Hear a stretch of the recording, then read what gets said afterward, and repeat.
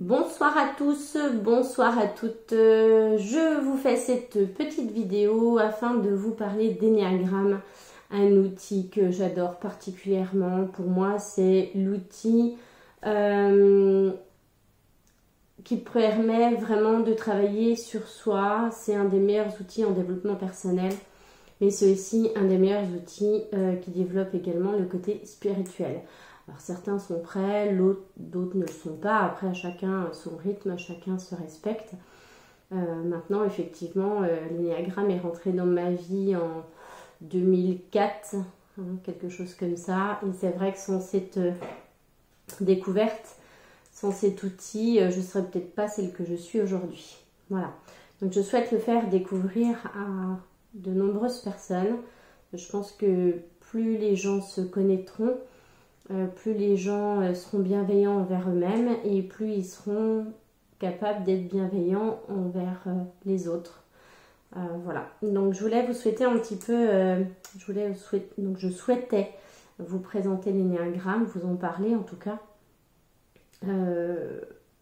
Alors, énéagramme, le mot énéagramme vient du grec énéagramma et qui signifie figure à 9 côtés. Quand on voit la figure de l'énéagramme, ça représente 9 types de personnalités et leur interaction, parce qu'on le verra une prochaine fois, je ferai d'autres vidéos. Il y a des flèches. Chaque type représente une manière d'être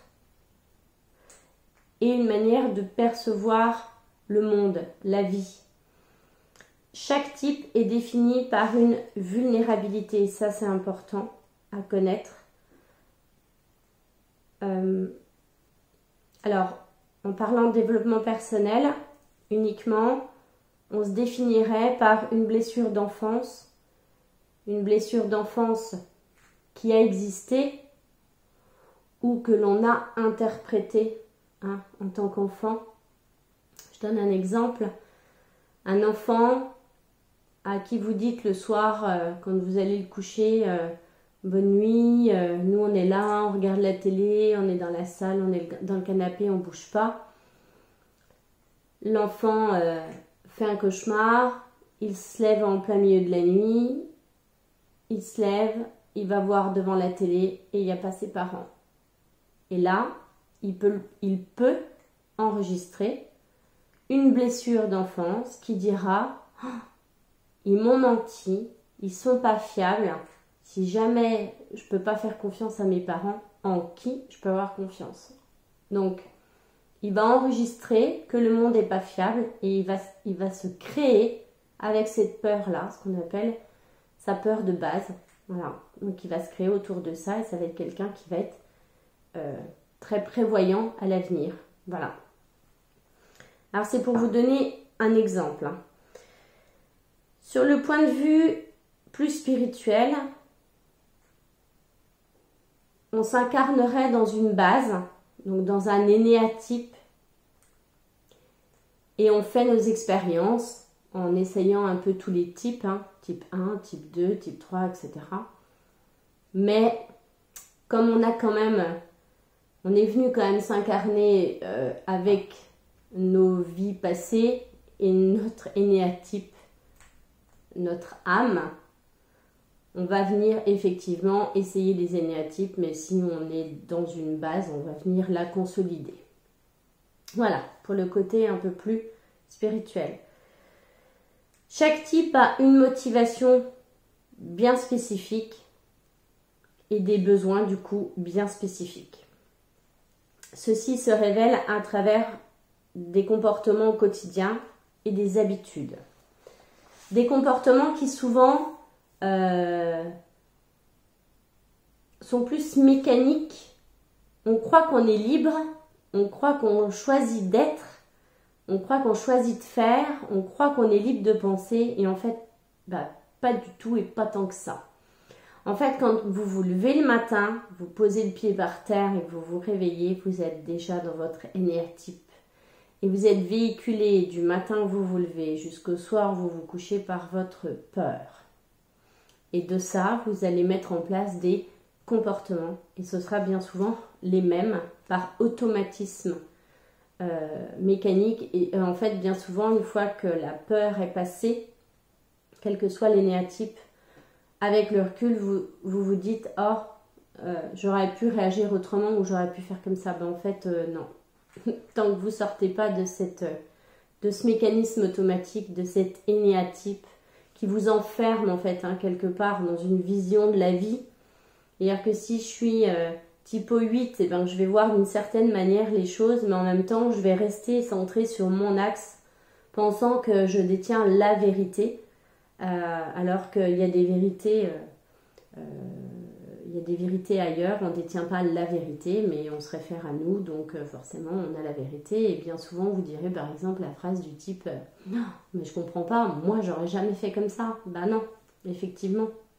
Si on prend un objet lambda, je vais prendre la couverture de mon téléphone, si je le mets face à vous, voilà ce que vous voyez.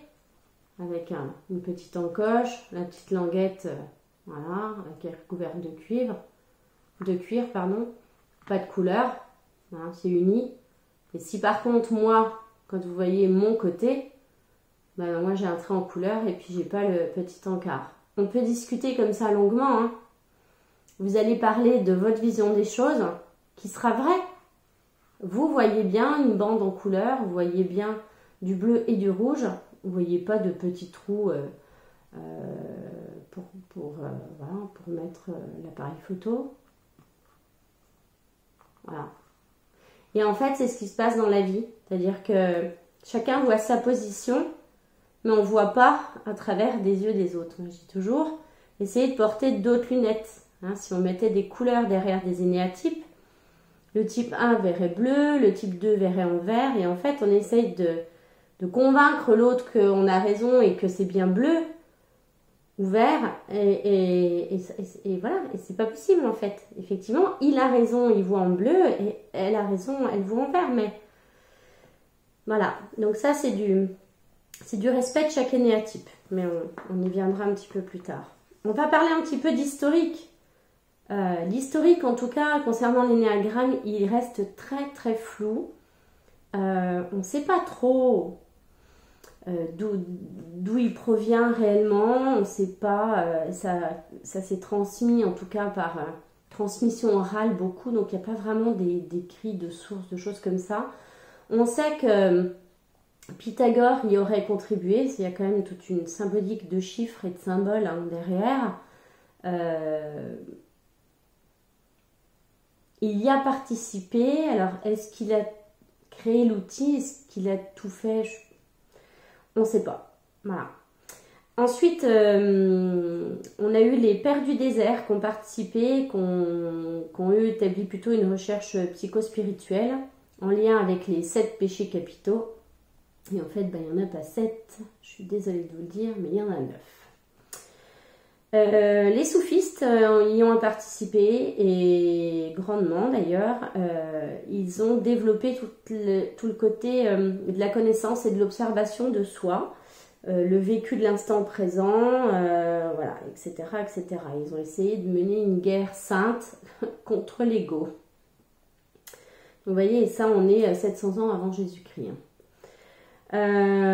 Ensuite, oui, alors Gurdjieff, lui, c'est, on va dire, le premier nom qu'on va garder, parce que lui, il participe grandement, et là on est en 1949, il participe grandement à ce qu'on appelle la fixation, la fixation du type sur son libre arbitre, c'est la fixation de l'ego.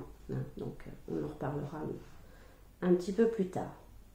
Oscar Ichazo, aussi grand nom dans l'énéagramme, c'est un haut fonctionnaire bolivien, né en 1930, qui enseigne, lui, à l'Institut psychologique appliqué à Santiago du Chili, et qui trouve les correspondances entre les 9 types et les différentes phases de la formation de l'ego. Donc voilà, et ils ont d'ailleurs créé une école. Alors c'est peut-être un petit peu plus tard. On a Claudio Naranjo en 1937, qui est un médecin chilien, qui a établi les liens entre les passions, d'une part, et les travaux de Gurdjieff. Voilà, c'est ça. Et après, ils ont monté des écoles. Voilà, donc il a essayé de travailler avec les travaux de Gurdjieff et il a créé les pathologies contemporaines. Hélène Palmer, un très grand nom, c'est une femme qui est docteure en psychologie, elle est écrivain, elle est née en 1939 et elle travaille beaucoup sur le domaine de l'intuition et elle lie l'énéagramme entre psychologie et spiritualité.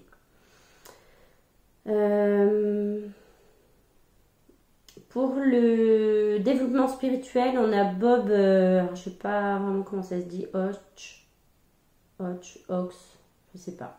C'est un père jésuite qui lui développe surtout l'idée du centre mental. Voilà, on a David Daniels qui est un professeur de psychologie qui travaille aussi, qui est formateur sur l'énéagramme, enseignant dans le cadre de la MBA. Donc voilà, et puis beaucoup d'autres, hein, mais bon, on va passer un petit peu, enfin voilà, tout ça pour vous dire que de toute façon, le travail sur soi, le développement personnel, vous voyez que ça intéresse et ça a toujours intéressé. Et cet outil, pour moi, est un des meilleurs outils quand on a besoin d'évoluer, tout simplement, de travailler sur soi, que ce soit au niveau développement personnel pur et dur, psychologique, ou que ce soit en spirituel. Voilà. Alors, pour vous donner l'exemple un petit peu de nos 9 façons de voir, voilà, je vais vous donner un exemple. Quand on a besoin d'acheter un cadeau à quelqu'un, c'est Noël par exemple, et on a envie de faire plaisir, donc on va réfléchir à ce qu'on va acheter comme cadeau. Et bien, il y a 9 types de réactions. Il y en a un premier qui dira « Je dois trouver un cadeau pour chacun, c'est une question de principe ». Ça sera un énéatype. Pas mal, hein. Ça va lui rendre un service et ça exprimera la chaleur humaine que j'ai envie d'y associer. Donc là, on y met du cœur. C'est un autre énéatype. Foi la rend la haine, car je crois qu'elle en a besoin, ça serait pratique et efficace. Encore une autre façon de penser. J'ai une idée originale. Pour chacun, je fais une toile qui les représente. On est encore dans un autre énéatype. Raisonnons froidement. Qu'est-ce que chacun a reçu l'année passée? Qu'est-ce qui pourrait leur manquer? Encore un autre énéatype. Si je choisis un ustensile de cuisine, il y a le risque que je l'ai déjà, alors il faut trouver autre chose. Un autre énéatype. Aucune importance tant que le cadeau est plein de couleurs et quelque chose de nouveau. Encore un autre énéatype. Bon, assez d'hésitation, il faut se décider maintenant. Encore un autre énéatype. Pourquoi se bousculer? Je voudrais prendre le temps de choisir en paix. Encore un autre énéatype. Donc, vous voyez que des choses du quotidien qu'on va faire tous les jours, on aura tous une façon d'aborder les choses, une réaction, un mécanisme qui sera, je ne vais pas dire dans le même but, mais on a tous un intérêt de faire un cadeau à quelqu'un. On a tous voilà, l'intention de faire un cadeau à quelqu'un. Maintenant, derrière, on n'y mettra pas la même chose. Voilà. On va parler un petit peu des 9 types. Parce que c'est quand même important de vous les faire découvrir. Alors, je vais parler en numéros parce que il y en a de 1 à 9 et ça sera plus facile. C'est mémotechnique hein, pour s'en rappeler. Maintenant, ce qu'il faut savoir avec cet outil, et je tiens à le dire et à le redire, il est tout sauf enfermant. Cet outil, il est tellement riche, tellement vaste, qu'on ne peut pas s'arrêter à dire « Oh, t'es type 1, c'est normal, t'es type 2 », c'est tout le contraire de l'outil en fait. Donc, on est dans un énéatype, on peut être teinté, on a des ailes, on a des flèches, on a une évolution. Vous allez voir, c'est tellement riche qu'en fait, dans cet outil, je vais appeler ça comme ça. On est tous uniques, c'est-à-dire que même si on est du même énéatype, parce que forcément si vous réunissez 20 personnes, vous aurez forcément dans les 20 personnes la chance qu'il y ait tous les types. Donc vous avez beau avoir vos 20 personnes avec des mêmes énéatypes, ils auront des mécanismes, ils auront une façon de parler, ils auront la même peur, ils partageront les mêmes choses dans leur réaction, dans leur façon de parler, dans leur façon d'être, mais ils seront complètement différents, ils seront uniques. Ils n'auront pas le même métier, ils n'auront pas la même vie, leurs peurs, ils ne les rencontreront peut-être pas dans les mêmes domaines, que ce soit au niveau professionnel, que ce soit au niveau personnel, mais on va dire qu'ils voient la vie de la même couleur, c'est-à-dire qu'ils auront juste Voilà, vous mettez 20 personnes, vous avez vos 20 personnes, il y a des énéatypes qui sont différents des énéatypes qui sont semblables, vous leur mettez juste des lunettes de couleur et vous verrez que la seule chose, c'est ça, c'est qu'ils ont la même façon de voir les choses. Le reste, ils sont uniques. Ils sont uniques. Voilà. Alors, je vais vous dépeindre un petit peu tous les types parce que c'est important. Le type 1, on l'appelle le perfectionniste. C'est quelqu'un qui aime vivre de manière juste. C'est quelqu'un qui aime être à l'heure. C'est quelqu'un qui aime être ponctuel. C'est quelqu'un qui respecte les règles. C'est quelqu'un qui aime le travail bien fait. C'est quelqu'un qui est très respectueux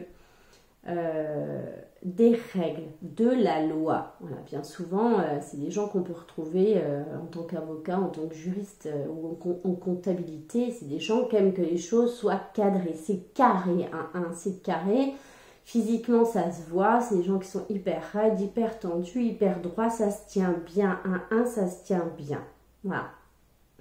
Quand on joue un jeu avec eux, les règles, c'est pour les suivre. On ne passe pas au rouge, on ne passe pas au rouge. C'est impensable pour eux de passer au rouge. Si on vous dit que c'est 50 km/h, c'est 50 km/h. C'est impensable pour un type 1 de faire un excès de vitesse ou de griller un feu rouge.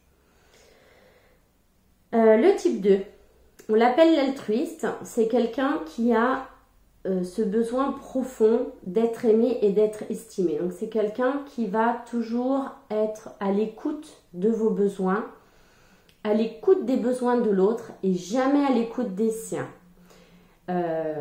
Pour caricaturer, pour vous expliquer un petit peu, c'est souvent une maman 2, qui est très mère poule avec ses enfants, qui va leur préparer les tupperwares. Je t'ai fait ci, puis je t'ai fait ça, et ça va, et t'as pas trop chaud, et t'as pas trop froid. Voilà, c'est un peu étouffant. C'est des gens qui peuvent être souvent des femmes, mais c'est des gens qui peuvent être un peu étouffants. Alors dans le 2, il y a plusieurs façons d'être. Il y a plutôt la femme qui va avoir besoin d'être aimée et de plaire, donc qui va être très très jolie. Vous allez avoir la maman 2 qui va avoir besoin, elle, de plaire et que sa famille l'aime, que ses enfants l'aiment, que son mari l'aime, donc elle va tout faire, elle va bien faire à manger, elle va nettoyer la maison, elle va s'occuper des chambres, elle va s'occuper du linge, elle va être une bonne mère, mais pour être aimée. Un 1 va être une bonne personne pour le respect parce que c'est juste, parce qu'il faut qu'on l'aime pour ce qu'il fait. Le 2, on va l'aimer pour ce qu'il fait pour l'autre. C'est pas du tout la même chose. Le 3. Le 3, énéatype 3, c'est le battant, le compétiteur. Ce sont des personnes qui aiment réussir, ils fuient l'échec, ils sont productifs, ils sont efficaces. C'est des fonceurs.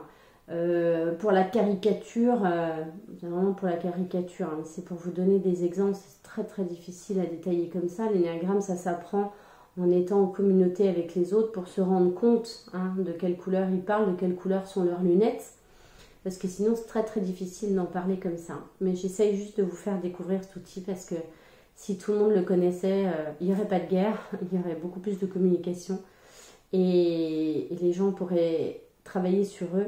C'est d'abord un outil de travail sur soi et après de communication avec les autres. Donc le battant, oui, c'est quelqu'un qui est compétiteur et je disais, donc pour caricaturer, c'est quelqu'un un commercial. Hein, il peut avoir plusieurs tenues. S'il va au tennis le soir, ben, il aura sa tenue de sport dans la voiture. Il est toujours en costard cravate. Un 3 est toujours très très bien habillé. Il est très attentif à son image, donc il a besoin d'être beau, d'être vu et de réussir. Hein, ce qui va lui plaire, c'est des leitmotivs hein, aussi. Hein, ils arrivent à attirer des équipes, à les faire monter, à les faire progresser. Ils aiment atteindre des objectifs. Donc, c'est des gens qui sont en réussite, mais c'est quelqu'un qui a besoin d'être réussir et d'être vu. C'est-à-dire que s'il gagne au JO demain et que TF1 est en panne ce jour-là, quelle horreur quoi. C'est impensable pour eux. Faire les JO sans la télé, je vois pas l'intérêt. Voilà. C'est bien, ils auront gagné, mais personne ne l'aura vu. Donc non, sans intérêt. Donc voilà, le 3 c'est ça, c'est un battant, c'est un compétiteur, c'est un meneur. Le tragico-romantique, oui, on l'appelle le tragico-romantique. Après, moi j'aime bien les mille romantiques tout court. Effectivement, c'est une typo qui est toujours en recherche de sens. C'est un être qui aime être original, différent des autres. Et on l'entend dans leur façon de parler. Une typo 4, elle a toujours dans sa bouche la réflexion qui vous dit c'est pas pareil. Moi, c'est différent. Voilà. Donc ça, en énéatype 4, hein, c'est des gens qui sont un petit peu... des typos, on va dire une typologie à tendance bipolaire parce que ils peuvent rencontrer de grandes vagues émotionnelles dans le haut et de grandes vagues émotionnelles dans le bas. Voilà, ils ont besoin des fois d'aller toucher le fond pour aller rechercher l'extase. Hein, voilà, c'est des ascenseurs émotionnels, les 4. Par contre, ils sont très créatifs, on les retrouve beaucoup dans l'art. C'est des gens qui sont doués dans la peinture, côté artistique, du beau, de l'esthétique, qui vont travailler dans la parfumerie. Enfin voilà, c'est des gens qui ont vraiment une âme du beau. De toute façon, il faut qu'ils soient différents. Hein. À l'image, c'est un perroquet. Voilà, donc ils ont des belles couleurs, ils sont différents. L'observateur, on passe avec la typo 5. L'observateur, lui, il a besoin de tout savoir et de tout comprendre. Donc, on y reviendra après, mais je voulais vous parler des centres aussi. Hein. Il y a 3 centres, en fait. L'observateur, je vais y revenir, ça c'est important. L'observateur, lui, il a besoin de tout savoir et de tout comprendre. C'est-à-dire qu'il est vraiment dans sa tête. Et lui, il a besoin de connaissances. Lui, il a l'impression qu'on ne le prendra jamais au piège. S'il sait des choses, un 5, il a horreur d'être pris pour un con et il a besoin de connaître plein de choses. Donc les 5, c'est souvent des gens qui aiment lire, c'est souvent des gens qu'on peut abandonner dans une bibliothèque pendant 3 jours et ils vont pas s'affoler. Hein. Ils vont rester les 3 jours, ils vont dévorer tous les bouquins, essayer de tout savoir sur tout. Hein, voilà. C'est des gens qui sont plutôt donc observateurs, d'où le nom. Hein, c'est des gens qui sont capables de lancer un débat, de lancer un contexte et d'écouter et d'observer les gens. Voilà, d'écouter les sons de cloche différents.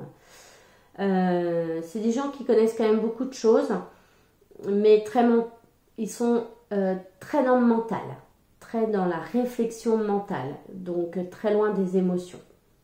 Et ça, on y reviendra. C'est vraiment, il faut que je revienne dessus, c'est important. Le 6, hein, qu'on appelle le loyal. Alors, le 6, c'est quelqu'un qui est donc loyal. Oui. Alors, on l'appelle le loyal sceptique aussi. Il y a 2 grandes typos dans les 6. Il y a ce qu'on appelle le phobique et le contre-phobique. C'est quelqu'un qui est en recherche de sécurité constante. C'est quelqu'un qui a toujours besoin, quand il rentre dans une pièce, d'identifier où sont les fenêtres, s'il y a des extincteurs, s'il y a une sortie. Les gens, vous pouvez partir en vacances avec eux sans problème. Hein. Ce sont les rois des « et si ». Et si on partait là-bas et qu'il n'y avait plus d'électricité? Et si on arrive là-bas et qu'on croise un ours? Donc en fait, avec des « et si », ils arrivent à tout prévoir, à tout anticiper. Donc vous pouvez y aller les yeux fermés. La pharmacie, vous manquez de rien. Ils auront pensé à tout. Voilà. C'est des gens qui sont toujours en recherche de sécurité et d'anticipation. Ils sont toujours dans l'avenir, dans le futur. Ils sont rarement dans le présent, ils sont dans le futur. Et si il arrivait ça? Et si, et si. Et donc, phobique contre phobique, parce que vous avez des 6 ils ont peur de tout, les 6, mais ils ont peur dans le ventre. c'est des manteaux. Et du coup, ça bloque là, ça bloque. Et ça tourne en rond, ça doute tout le temps. C'est une moulinette cérébrale, le 6. Et donc, vous avez le 6 contrephobique qui, lui, quand il va voir un feu, il fonce dedans, même pas peur. Et après, quand il réfléchit à ce qu'il a fait, il se dit, mais je suis fou. Et le phobique qui, lui, traversera jamais le feu, il va reculer. Et enfin, dès qu'il va voir le feu, il va courir. Donc, en fait, ce qu'il faut retenir du 6, c'est que c'est des gens qui sont hyper respectueux, par exemple, de l'autorité. Des gens qui testent beaucoup leur hiérarchie, les 6.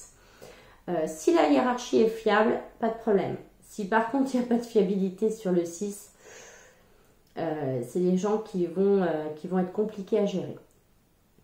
Bon, ce sera déjà pas mal sur le 6 à 6. Ce qu'il faut comprendre, c'est que c'est un énéatype qui fonctionne tout le temps. Il a peur de tout, un 6. Voilà. Il n'a pas peur d'un truc spécifique, il a peur de tout. Lui, il vit dans la peur constante. Le 7, l'épicurien, on l'appelle aussi le gourmand. Voilà, c'est... comment je fais? La vie pour les 7, c'est des bulles de champagne. C'est des gâteaux. Il faut qu'ils vivent dans le plaisir, avec des moments agréables. Les 7 ne supportent pas l'ennui. Tout doit être amusant et drôle. Ils n'aiment pas la contrainte. Ils fuient tout ce qui est contraignant et tout ce qui a des habitudes. C'est les génies du blablabla et c'est les génies des plans B et des plans C. Hein. Je suis invitée à une soirée chez Pierre, plan A. Si ça se passe pas bien, je vais chez Paul, plan B. Et au cas où vraiment c'est pourri, je vais chez Jean-Pierre en C. Il n'y a pas de souci. C'est des gens qui aiment s'amuser. Alors, dans les 7, dans les 6, 7, souvent, on retrouve des humoristes, beaucoup, parce qu'ils sont dans le mental, hein, ce sont des manteaux, les 6 et les 7, ce sont des manteaux, et ils ont la facilité d'utiliser le verbe. Et comme le 7 adore faire rire, adore s'amuser, voilà, ce sont des grands enfants, les 7. Des grands enfants, des gourmands. Mais gourmands sous tous les sens, gourmands d'activité, gourmands de connaissances, gourmands de sortie, gourmands d'amusement. En fait, ils fuient l'ennui tout le temps. Donc, ils adorent créer des projets, une multitude de projets, d'idées. Ils ont des idées plein à foison. Ils commencent tout, ils finissent jamais rien. Voilà. Les 7, c'est aussi des... ils papillonnent.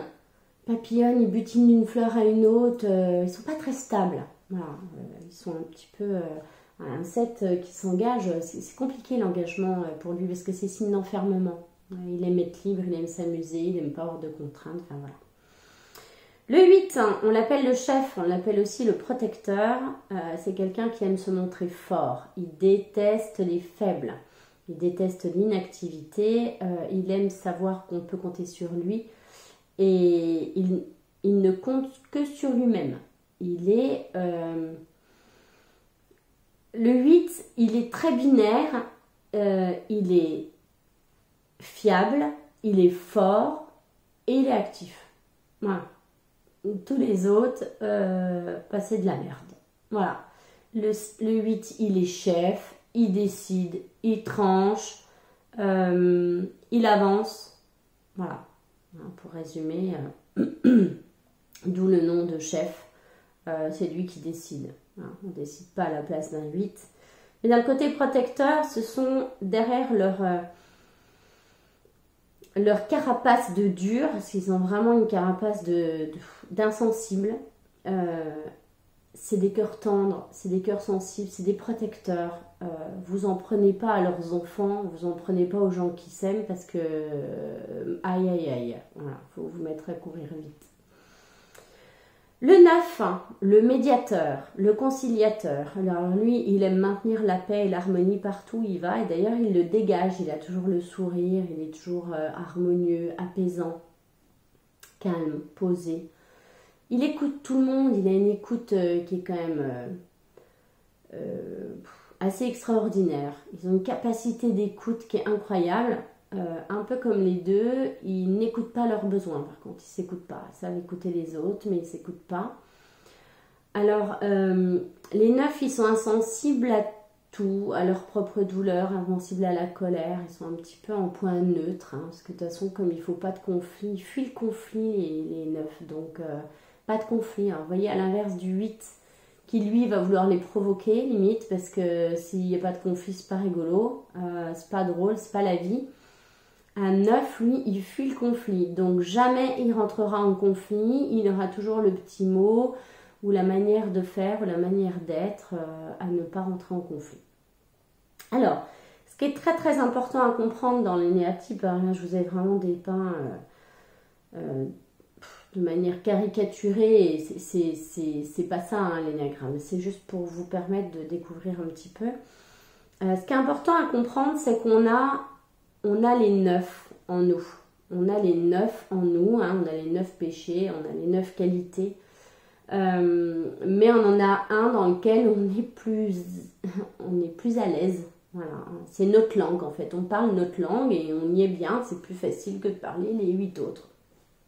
Maintenant, ce qu'il faut comprendre aussi, c'est qu'en tant qu'être humain, hein, incarné sur cette terre, on a une tête qui nous permet de penser.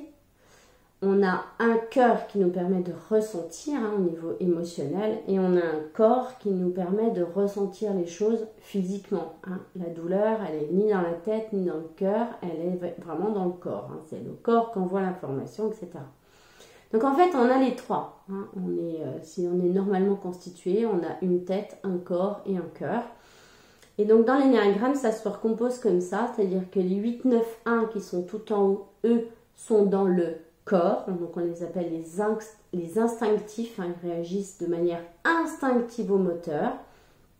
On a les 2, 3, 4 qui eux sont dans l'image, ils sont dans l'émotionnel, eux ils vivent leurs émotions, hein, que ça soit une 2, elle ressent les besoins des autres, le 3 il est plutôt en point neutre mais il est dans l'émotionnel aussi mais plutôt dans son but personnel, et le 4 il est dans l'émotionnel mais dans le trop, le pas assez, dans le tout. Les 5, 6, 7, eux, sont dans la tête. Les 5, 6, 7 sont dans leur mental. Le 6, il mouline. Le 5, il prend de la connaissance. Et le 7, il faut qu'il se nourrisse, qu'il se nourrisse, qu'il se nourrisse. C'est aussi hein, du mental, le 7. Hein.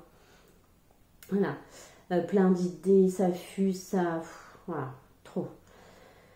Voilà, donc ça c'était important de vous le dire quand même parce que du coup effectivement on a aussi après derrière ça cette complexité de l'outil qui nous donne des ailes. Hein. Si je suis typo 9, j'ai une aile 1 et une aile 8.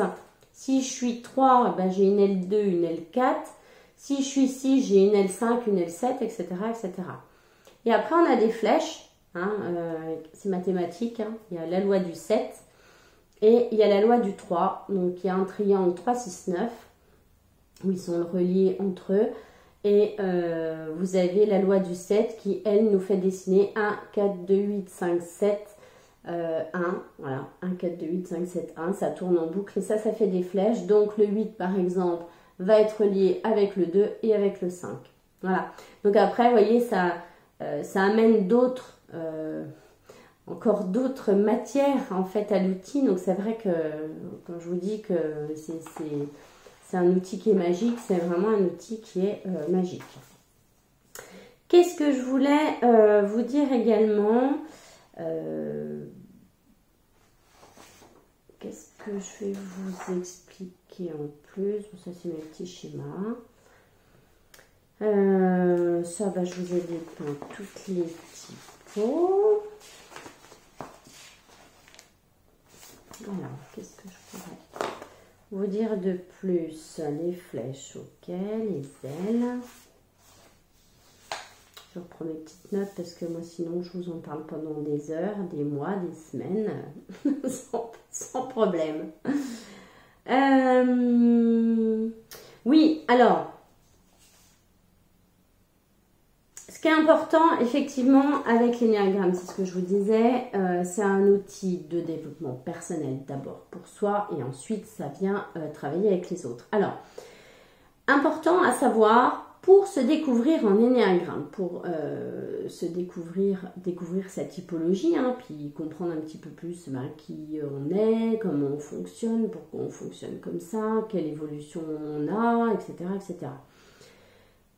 Ça ne se fait pas sur des tests, en fait. C'est impossible. Autant la numérologie, c'est mathématique, c'est de la numérologie. C'est avec votre date de naissance, votre lieu de naissance, etc. Le 1 signifie ça, le 2 signifie ça, c'est très méthodologique. Dans l'énéagramme, il n'y a rien de mathématique. C'est de l'humain. Et l'humain, on est tous uniques. On a une évolution qui est quand même incroyablement... on est incroyable. L'être humain, pour moi, on est tellement riche. On est tellement riche de tout, riche de...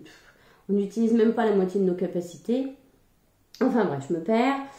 Tout ça pour vous dire qu'on ne se découvre pas sur un questionnaire. Hein. Vous n'allez pas faire des tests sur Internet, ça sert à rien, vous n'allez rien y comprendre. En plus, ça va vous donner une typo genre « Ah super, je suis je suis méthodique. » Ça ne s'arrête pas à ça. C'est un peu et là, c'est très caricaturé, c'est très enfermant et c'est pas du tout ça l'énéagramme.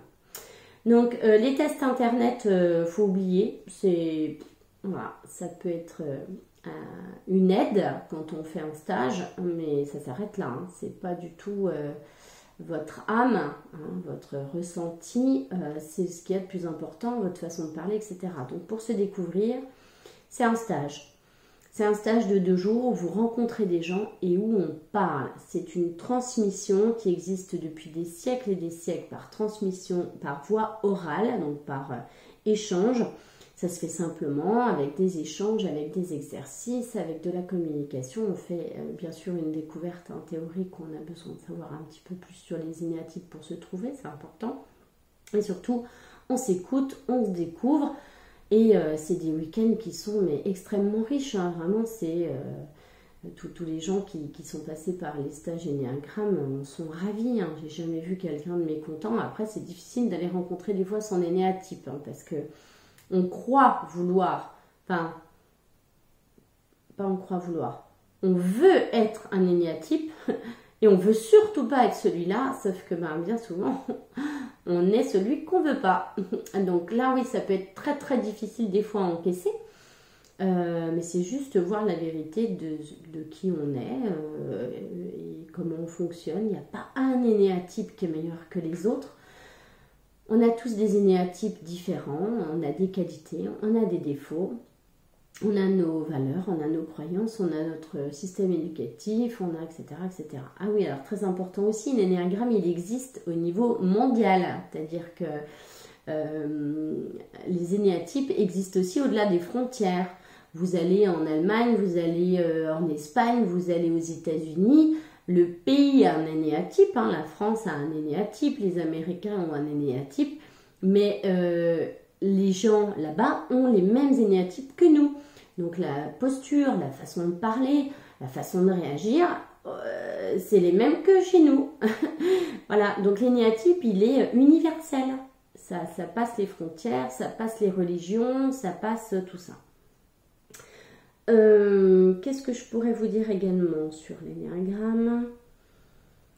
Oui, alors on se découvre lors d'un stage et puis ce qui est important aussi à faire, c'est pas de faire juste un état des lieux de ah bah oui, alors on fait un état des lieux d'une maison, il y a des trous là, il y a des fenêtres là, il y a une cheminée comme ça, c'est bien, mais après qu'est-ce qu'on en fait, hein. Donc le but c'est toujours ça, c'est qu'est-ce qu'on en fait. Donc une fois que vous êtes découvert, c'est bien, mais ça suffit pas.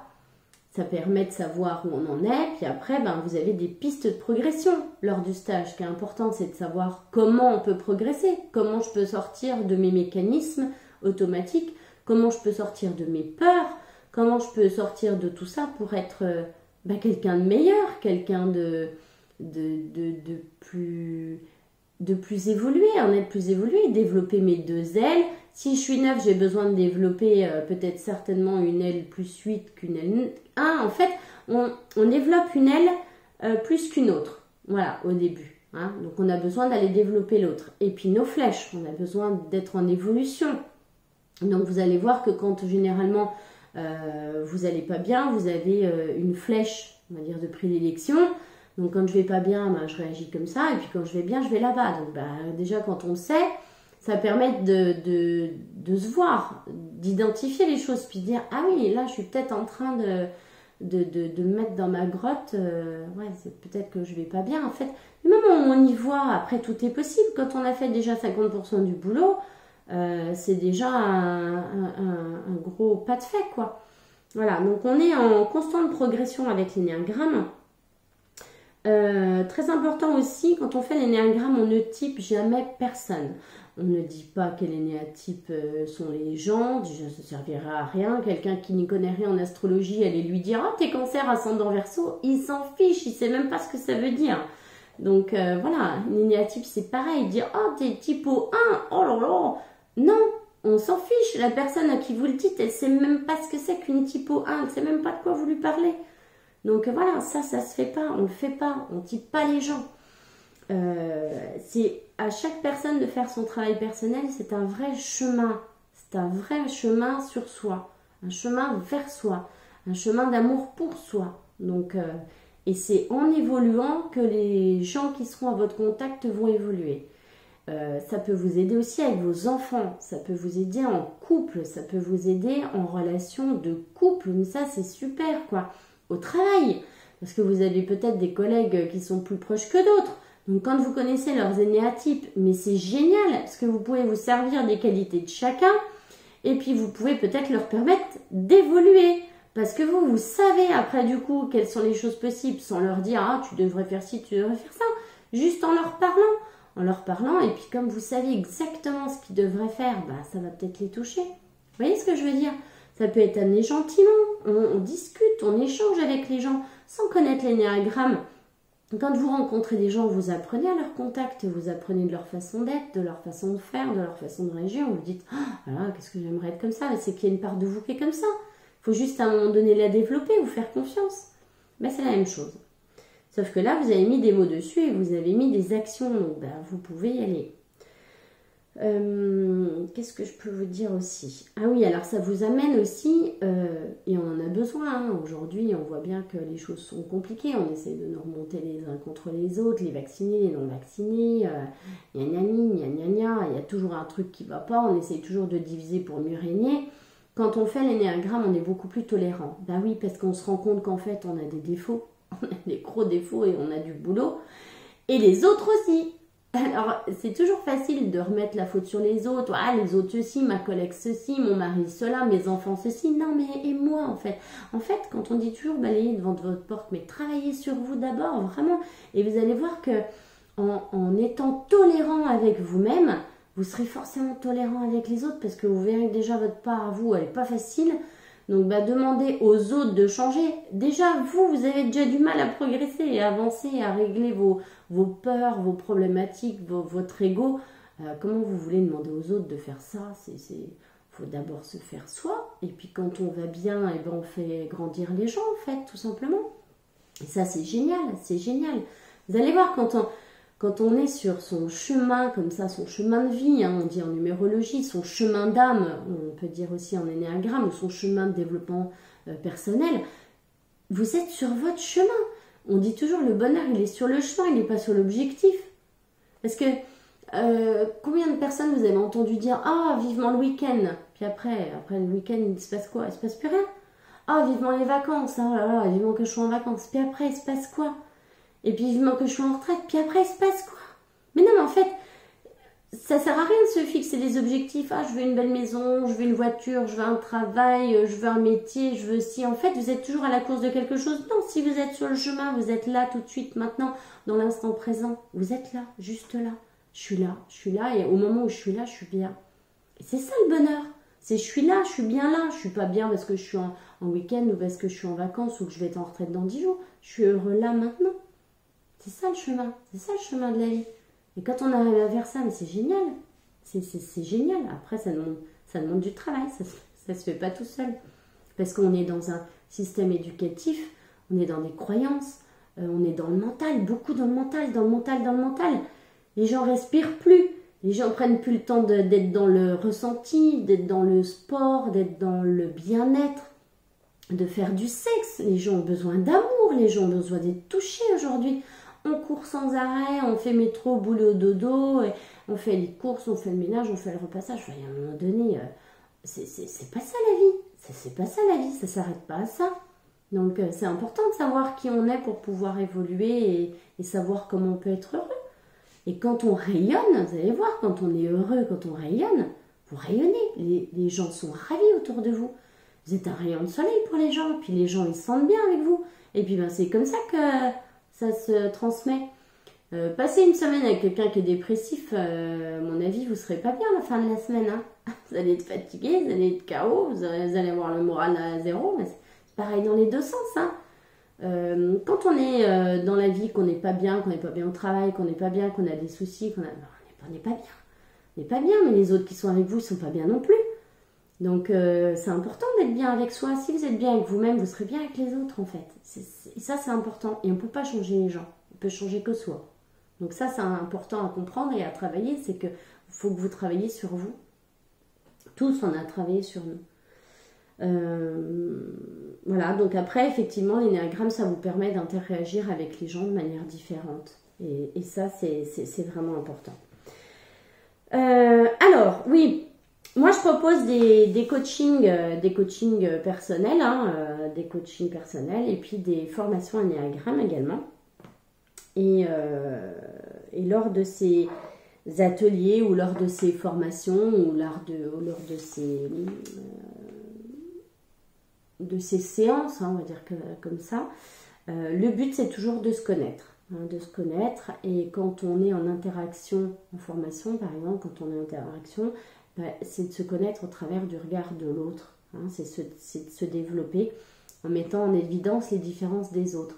En fait, quand on va quand on fait un stage d'énéagramme, quand on va dans ce genre d'endroit et qu'on discute les uns les autres, il y a un égrégore de bienveillance qui se développe, il y a un esprit de groupe qui est là et on vient tous faire la même chose et il y a toujours une bienveillance qui est là, qui est installée, qui est d'office, qui est là, parce que ça va avec l'outil.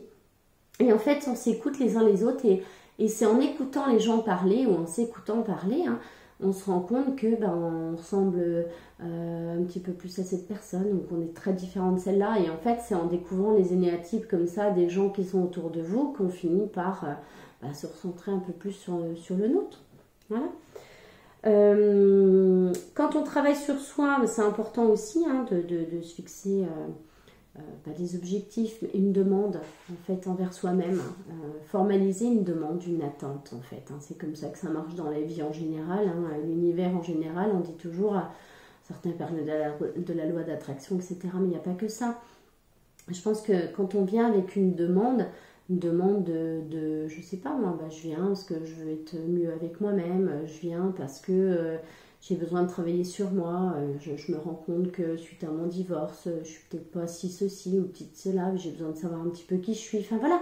Le but c'est vraiment toujours de venir avec une demande, ça c'est important, ne venez pas parce qu'on vous a dit de venir, ne venez pas à ce genre de stage parce que c'est bien de le faire, non. Il faut vraiment venir avec une demande personnelle, c'est important. Voilà, après qu'est-ce que je peux vous dire d'autre? Je regarde si j'ai rien oublié. Oui, voilà, ça je l'avais noté. Vous voyez, il s'agit vraiment d'une démarche personnelle. La motivation doit provenir de vous, pas de quelqu'un d'autre. Ça, c'est important. Voilà, c'est tout. Je pense que j'ai fait le tour. Alors c'est vraiment, moi je suis tombée amoureuse de cet outil. Moi ça m'a permis vraiment de me découvrir ma typo. Pour moi ça a été vraiment un soulagement. Voilà. Alors, tout le monde ne le vit pas de la même manière. Moi j'ai été vraiment soulagée. J'ai compris que je pouvais faire peur aux gens, que je pouvais blesser les gens, que voilà, j'ai pris conscience de tellement de choses. Je me suis dit, oh là là, mais moi je me voyais pas du tout comme ça. Et effectivement, je suis pas comme ça. Maintenant, effectivement, mes comportements renvoient ça. Et oui, en fait, oui. Mais ça demande de l'observation, ça demande Et puis ça demande de se voir en réel, quoi. Hein. C'est comme si on se voyait tout nu. Hein. C'est pas une fois qu'on est maquillé, bien habillé, etc. Ben oui, on est magnifique. Et puis maintenant on se regarde quand on est démaquillé et toute nue, on se dit, oh, c'est moi ça. Oh, j'étais mieux hier. Hein. Ben, en fait, c'est ça l'énéagramme. Vous vous mettez à nu, vous voyez comme vous êtes. Juste, voilà. Il n'y a pas de... Il n'y a pas de jugement à avoir. Hein. Vous vous voyez nu, ben vous voyez nu, aimez ce que vous voyez. En fait, c'est ça. En fait, l'énéagramme, c'est ça. C'est apprendre à s'aimer soi. Et pour de vrai, là, au fond, vraiment au fond. Donc voilà, moi je sais que cet outil, il m'a tellement aidé dans l'éducation de mes enfants, avec mes relations travail, mes relations avec mes parents. Enfin voilà, après, vous ne pouvez pas faire la part de l'autre, hein, donc après, il y a toujours des gens avec qui ça sera plus difficile, mais c'est toujours, quand c'est difficile, c'est une partie de vous que vous n'avez pas travaillé. C'est pas les autres, c'est vous. C'est une partie qui vous manque à vous, et c'est là toute la complexité, et ça, vous le voyez avec l'énéagramme. Et donc, quand vous savez que, oui, il vous manque, voilà, je sais pas parler allemand, j'ai jamais appris à parler allemand, et voilà, forcément, je vais avoir du mal à parler allemand. C'est juste un constat, en fait. Et là, d'un seul coup, ça y est, on pose des choses, on est bienveillant envers soi, et on est heureux. On est heureux. Voilà. Moi, j'ai déjà fait une vidéo très très longue, donc je reviendrai, je vais faire des petites... réunion à thème, je vais faire des ateliers aussi, hein. Je fais des ateliers à thème, généralement j'essaie de les faire les mardis soirs. Alors ce qui m'intéresserait, c'est de voir vos commentaires, savoir si cette vidéo vous a plu, savoir si vous attendez d'autres vidéos, quel sujet, quel thème. Alors oui, je peux parler de moi, mais je suis sophrologue depuis 2002. J'ai fait donc de la sophrologie, alors pas de la sophrologie caïcédienne, hein. Je me suis formée sur une autre école à Paris. Parce que j'aime pas trop j'aime pas les formations où on apprend des méthodes, en fait. Les gens sont tellement... On est tous tellement uniques, tout le monde... on est tous tellement différents que pour moi, on peut pas pratiquer la même chose à telle personne. C'est comme l'alimentaire, pour moi... ce qui conviendra à un autre ne conviendra pas à quelqu'un d'autre, même si les régimes sur Jacqueline ça a marché, sur Morissette ça ne marchera pas. Voilà, mais parce qu'elles sont différentes, juste en fait. On est tous différents, donc j'aime pas tout ce qui est protocolaire. Donc voilà, je suis sophrologue depuis 2002. J'ai fait des massages bien-être, j'ai fait des massages en entreprise, j'ai fait des ateliers en gestion du stress, beaucoup en entreprise. J'ai accompagné en coaching individuel, j'ai fait des formations en groupe également pour les managers, en communication. J'ai fait quoi aussi? J'ai fait des massages assis en entreprise, j'ai fait des formations pour les parents à apprendre à masser leur bébé. Qu'est-ce que j'ai fait d'autre?